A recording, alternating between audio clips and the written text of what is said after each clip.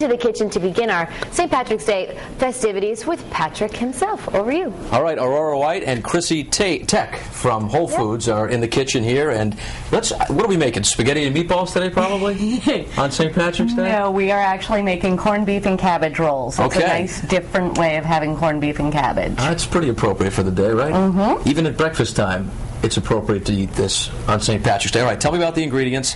Looks pretty simple, even for a guy that's not so savvy in the kitchen. It's really simple. All it is 2 pounds of cooked corned beef, a couple of carrots, which are my own addition, potatoes. It calls for russets. I use new potatoes. That way you don't have to worry about peeling. And then cabbage leaves, parsley, and butter. Whole process, start to finish, takes about how long? 20 minutes, half hour. Okay, and Chrissy, what do you have over there? This is our Mrs. Murray's Irish soda bread. It's a recipe from the mother of an Irish team member at our bakehouse. So we have about 16,000 loaves that go out of this every year. 16,000. So this is exclusive Irish soda bread for Whole Foods Market. And it's our own recipe. What do we get there? A little dessert? This is from our prepared foods department. This is actually bangers and mash. Yeah. Looked like an ice cream sundae to me from way over here, but we'll eat it anyway. All right, thanks so much, guys. Whole Foods is here. We're firing up an awesome St. Patrick's Day dish. More from the kitchen coming up in a couple of minutes, but for now, back to you. To see what else we're cooking up in there. Patrick, what's going on? Aurora White, Chrissy Tech from Whole Foods, corned beef and cabbage rolls is what's going on here, and the process is underway. And we're going to talk about the rolling of the cabbage, right? Is this the next step here? We're going to start. I'm going to show you the quick, easy way to make the cabbage go from this to this. Because as long as you just stay there, just drop it in the pot. Yeah. And as soon as that vibrant green color comes out. What's in the pot? This is the remaining cooking liquid from the corned beef. Okay. Once the corned beef is done, just keep it on a simmer, and you'll use that to cook up the cabbage. I blanch the carrots about the same way that I blanch the cabbage. And then before you roll it up, you're going to take it. This part is really hard. So you heat it up for a couple seconds? Just a couple seconds, just enough to make it more colorful and droopy. Okay, droopy. The droop factor, very important. Yep. Okay. And then slice it down you cut it. The stem there, is that what the technical term is for that? Yep. I just guessed. Cut the little triangle there, because this is tough and woody. You don't want to eat that. All right, we got about 30 seconds. I was going to do it, but I'm going to let you do it because we want this to look good. All right. Well, I'm going to lay down a bed of this here. This is the corned beef, already cooked. Yeah.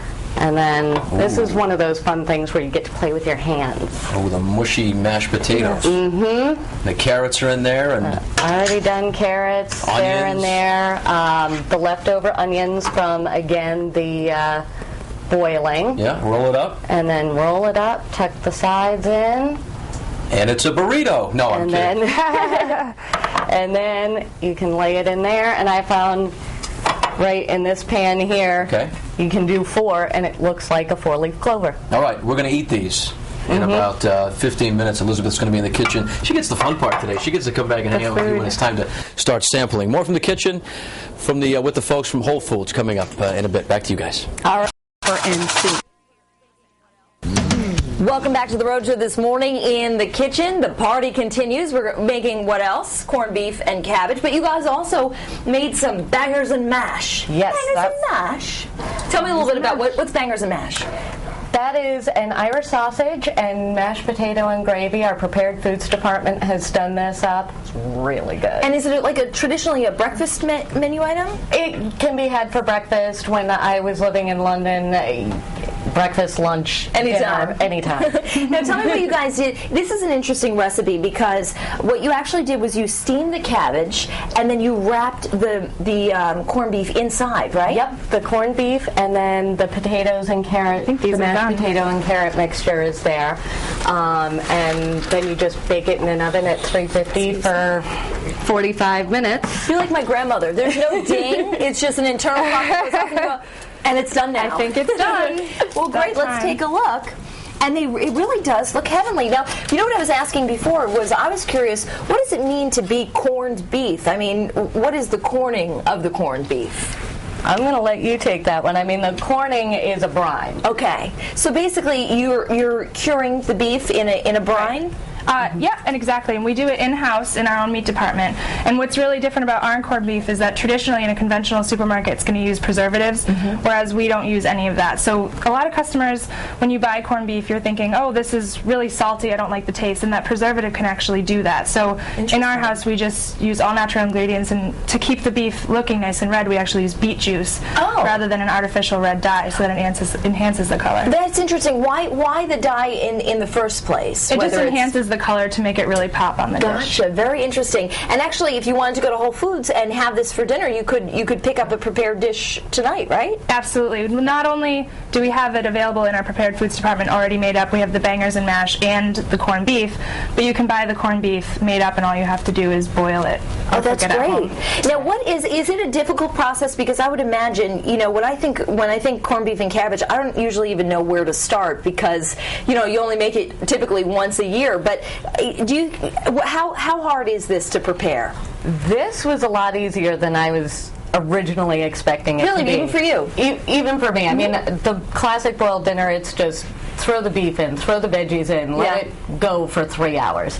But this is actually, I like it a lot better because the cabbage really takes on more of the flavor. Interesting, okay. And it's really pretty easy because you just dip that cabbage in the water from cooking the corned beef, and as soon as that color goes green, you're ready to go, and it's easy to roll and just. Well, that's a good way to have it timed out. That's interesting. Well, I tell you what, you guys also put in some Irish soda bread with this Irish butter. What's the difference with the Irish butter? The biggest difference with the Kerrygold Irish butter is that the cows are grass-fed year-round thanks to the unique climate that is Ireland. The butter is, that butter I believe is a churned butter, which does create a little bit of a difference, but because the cows are grass-fed, that's where you really get the flavor and the pop, because that goes into the milk and carries on through. You get it in the Irish cheeses, too. And I have to tell you, it's very good, and so is the Irish soda bread. Who made that? That comes from our bakehouse. It's actually the recipe from one of our Irish team members' mother. So it's an authentic Irish recipe, and we obviously only use it once a year, and it's an exclusive recipe to Whole Foods. That's great. So you may want to swing by Whole Foods if you're going over to someone's house for a St. Patrick's Day party. And I'm going to try this bangers and mash, because was it a favorite for you when you were living in the UK? It was. It was. It was a good all-purpose. What do I feel like? I'm hungry, but I don't know why. Yeah. Let me see. Good banger, good mash. That's really good. Great bangers and mash. Delicious. And tell me about the sausage that's involved in that. It's the biggest thing is that you can buy it raw in our meat department. I don't know the exact recipe for what goes into that sausage. They won't tell me. I've asked. Ooh. I like that. I like when there's a sort of secretiveness to it. Right. But it is based on an Irish recipe. And I tell you what, I'm just going to bite into this corned beef and cabbage, which I'm really excited about, because I've never had it this way before. Let's see. It's a nice take on it instead of doing the same thing every year. You still get all the ingredients, but kind of make something fun. And as you say, it makes a great presentation if you're doing a St. Patrick's dinner. It's beautiful. Ladies, thanks so much for being here. Thank you. From Whole Foods on Waterman Street, right? Yes. Thanks for being here. Thank you. Hey, Michelle, nothing more perfect than corned beef and cabbage on St. Patrick's Day, am I right? Oh, yeah, and plenty of sunshine, so, all